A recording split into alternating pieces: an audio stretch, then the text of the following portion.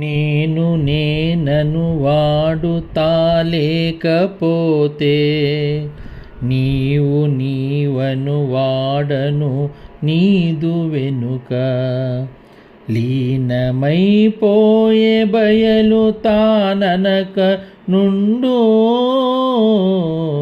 కల్పనాతీత యోగాత్మ కేవలాత్మ. నేను నేనను వాడుతా లేకపోతే నీవు నీవను వాడను నీదు వెనుక లీనమైపోయే బయలు తాననక నుండు కల్పనాతీత యోగాత్మ కేవలాత్మ. జై గురుదేవా. బాలరామ పండితుల వారిచే విరచితమైన కేవలాత్మ శతకంలో ఈరోజు మనం 69వ పద్యం.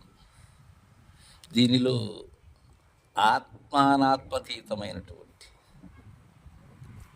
అహం రహిత విధానాన్ని పూజ్య గురుదేవులు అందజేస్తూ ఉన్నారు.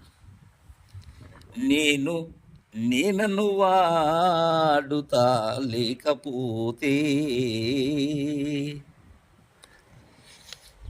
ఏముంటుంది? నేను లేనప్పుడు ఏమీ లేదు. నేనే సర్వమునకు మూలము,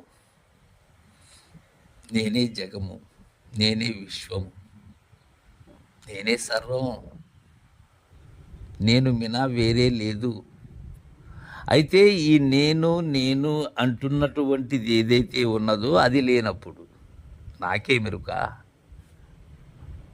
నాకెలా తెలుస్తుంది అది?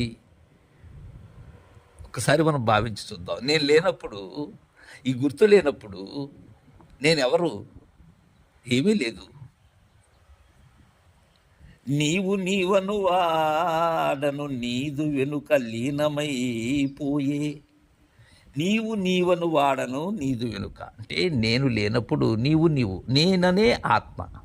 అది లేనప్పుడు నీవు అన్నదేది? నీవు అని నేను భ్రమ చెందుతున్నదేది? అనాత్మ. నేననే ఆత్మ, నీవనే అనాత్మ.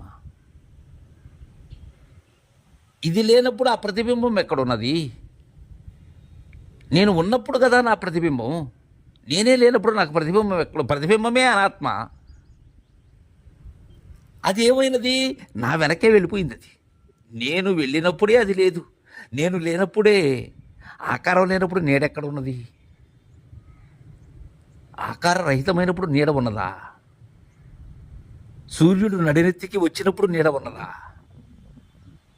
లేదు. అక్కడ నేను లేను. ఎక్కడ లేను? నేనైన ఆవరణము ఏదైతే ఉన్నదో, ఆవరణము వెడలిన పిమ్మట నేను లేను. అంతవరకు నేనున్నాను, ఆవరణమై ఉన్నాను, ఆత్మయ్యి ఉన్నాను. అది ఏ రూపమైనా కావచ్చు, అది ఏ తనువైనా కావచ్చు. నేననే వాడనే లేకపోతే నీవైనటువంటిది ఎక్కడున్నది?